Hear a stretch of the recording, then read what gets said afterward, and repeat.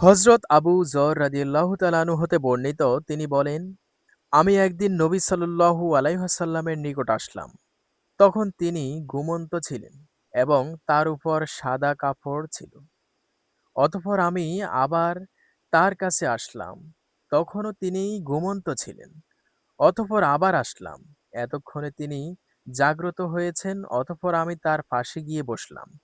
অতঃপর তিনি বলেছেন, যে বান্দাই বলবে আল্লাহ ছাড়া আর কোনো উপাস্য নেই, আর এটার উপরই মৃত্যুবরণ করবে, তাহলে নিশ্চিত সে জান্নাতে যাবে।